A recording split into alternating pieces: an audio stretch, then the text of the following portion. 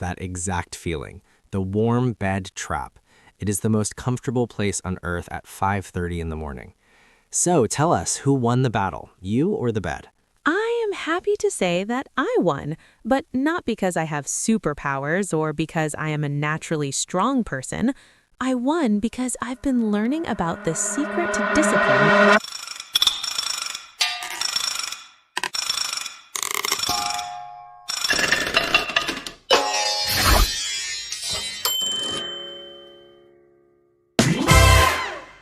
Hello, everyone. A very warm welcome back to the Rom English Podcast. I am Jennifer, and I am so incredibly happy to be here with you today. If you are watching us on our YouTube channel, thank you so much for returning to learn English and grow your mindset with us. We love seeing our community grow every single week. And I am Michael. It is wonderful to be back in the studio. We have been reading your comments from all over the world, and it is so inspiring to see how many of you are working hard on your language skills and your personal growth. Jennifer, how are you today? You look very awake and full of energy. I feel great now, Michael, but I have to be honest with you and our listeners. I had a bit of a battle this morning, a battle with myself. I set my alarm for 5:30 a.m. because I wanted to do some yoga before starting work. But when that alarm rang, my bed felt like a giant, warm magnet. It was so soft, and the room was so cold. I just wanted to stay there forever. I think every single person listening to this knows that exact feeling, the warm bed trap. It is the most comfortable place on earth at 5:30 in the morning. So tell us, who won the battle, you or the bed? I am happy to say that I won, but not because I have superpowers or because I am a naturally strong person. I won because I've been learning about the secret to discipline that we are going to talk about today. You see, I used to think discipline was about being a soldier, being mean to myself, shouting at myself, and doing things I hate. That is such a common mistake, Jennifer. Most people think discipline is a straitjacket, that tight clothing that stops you from moving, that takes away your freedom. They think people with discipline are boring or that they don't enjoy life. But the truth is actually the opposite. Many people also think you are either born with discipline or you aren't. They think it's a gift you either have or you don't. Exactly. And that's a very dangerous way to think, because if you believe you weren't born with it, you will never try to improve. That leads us right into our topic, the secret to self-discipline.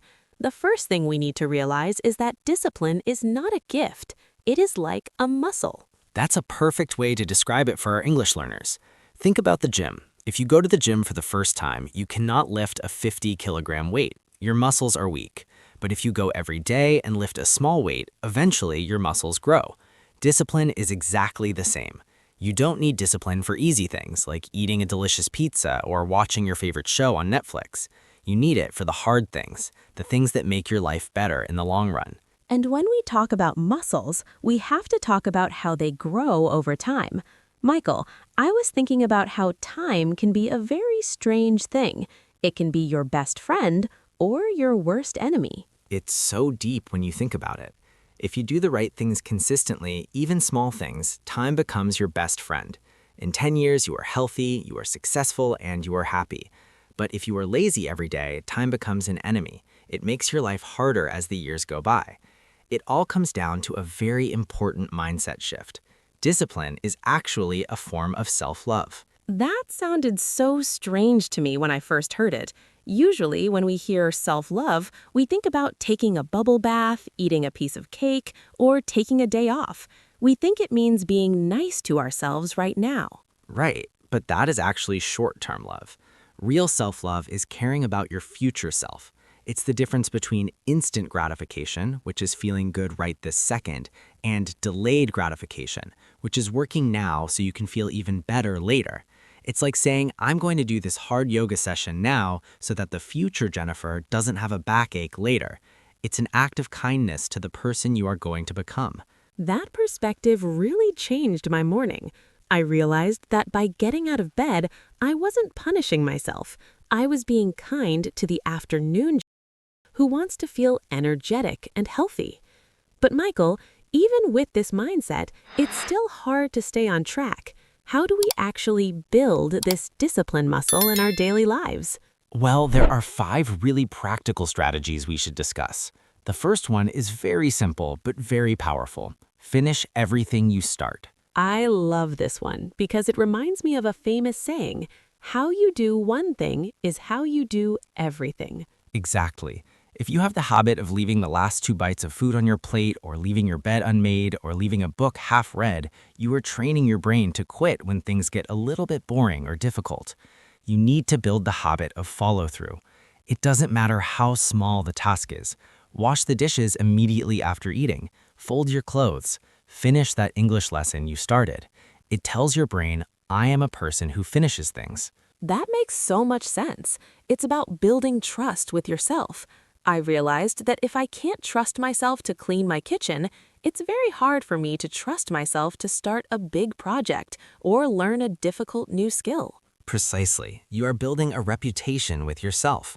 Now, the second strategy is to plan ahead. But here's the trick. Don't just plan to be busy. Plan to make things easy for yourself. Oh, like setting the stage for your future self. Yes, think about it this way. The morning Michael, who just woke up, is very lazy and sleepy. He doesn't want to think. So the night Michael helps him. If I want to go to the gym tomorrow morning, I put my shoes and my clothes right next to the bed tonight. I'm planning so that I don't have to make any decisions in the morning. I've already removed the obstacles. I started doing that with my English studies. I used to waste 10 minutes looking for my notebook and a pen. Now I leave my notebook open on my desk the night before. When I sit down with my coffee, I don't have to look for anything. The work is already waiting for me. That leads perfectly into the third strategy, which is one of my favorites. Design your environment. We like to think we have very strong willpower, but the truth is our environment is usually stronger than our willpower. If there is junk food on your kitchen table, you will eventually eat it, even if you are on a diet. So we shouldn't test our willpower if we don't have to. Exactly. Why make it a fight? If you want to wake up early, move your alarm clock to the other side of the room. You have to physically stand up and walk to turn it off. And once you're standing up, you are much less likely to go back to bed. Delete the apps that distract you. Surround yourself with things that make the right choice the easy choice. I've also realized that the people around us are a huge part of our environment. For our listeners, this might mean finding a study partner or a group of friends who also want to grow. If I spend all my time with people who have no discipline, it is much, much harder for me to stay on track. That is so true. They say you are the average of the 5 people you spend the most time with, so choose your environment carefully. Now, the fourth strategy is something that I think will help a lot of our listeners who are perfectionists. Focus on progress, not perfection. This is so important for English learners. I see so many students who feel ashamed because they missed one day of study or they made a mistake in a conversation. They feel so bad that they just quit entirely. It's what we call the all or nothing trap.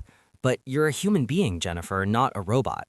You're going to have bad days. You're going to make mistakes. If you do well for 17 days and then fail on day 18, don't throw away the 17 days of hard work. Don't let one bad day become a bad week. Just get back on the path immediately. Discipline is about the long-term trend, not about being perfect every single second. I always tell my students, one bad day is just a data point, not your destination. If you fall down, just get back up. It's that simple, but it's the hardest thing to do because we feel so much shame. Exactly. Shame is the enemy of discipline. If you feel shame, you want to hide and give up. If you focus on progress, you want to keep going. And that leads to the final strategy, reward yourself. Now, this sounds fun. Why is rewarding ourselves part of discipline? Because of how our brains work. We have a dopamine reward system. If we only do hard work and we never have any fun, our brain will eventually rebel. It will say, this is too hard, I don't want to do this anymore, and it will look for a distraction. So we need to pay our brain for the hard work? Yes, but you have to do it after the work is finished. If you study hard for a whole week, or if you make 100 sales calls for your job, treat yourself to a nice dinner or buy that book you wanted. By doing this, you train your brain to associate the hard work with a positive feeling. It starts to enjoy the process of discipline because it knows something good is coming. This is very interesting. Looking at these 5 things, finishing tasks, planning ahead, designing my environment, focusing on progress, and rewarding myself, I realize that discipline isn't a scary monster. It's actually a very smart system. It is a system for a better life. When I look back at my life, the times I was most unhappy were the times I had the least discipline. I was just reacting to everything around me. I was a slave to my feelings. But when I became disciplined, I became free. That sounds like a contradiction. Discipline is freedom, but it's so true.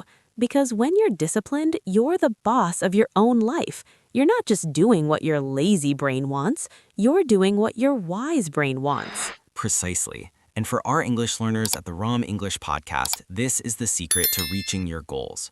You don't need a magic brain to learn a language. You just need the discipline to show up every day, even for 20 minutes, and finish what you started. Michael, this has really changed my perspective on my morning yoga. Tomorrow morning, when the alarm goes off, I'm going to think, I'm getting up because I love myself, and I'm going to finish this session because I'm a person who follows through. And I'm going to make sure my gym clothes are ready tonight. Good idea. So, to everyone listening, we want to challenge you. Don't try to change your whole life today. Just pick one of these strategies. Maybe it is just making your bed every morning, or maybe it is moving your phone into another room when you are studying English. Just one small step. Remember, you are building a muscle. It might feel heavy today, but tomorrow it will feel a little bit lighter. And in a year, you won't even recognize the person you used to be. Time is going to pass anyway. You might as well make it your friend. That is a great place to end today's episode. Thank you so much for joining us, Michael. It's always a pleasure to dive into these topics with you. Thank you, Jennifer. It was a lot of fun. And thank you to everyone for listening to the Rom English Podcast. We really appreciate you spending your time with us. We believe in you all. Keep practicing your English, stay consistent, and remember that being disciplined is the best gift you can ever give to yourself. We will see you in the next episode. Keep growing. Goodbye, everyone. Happy learning. Bye-bye.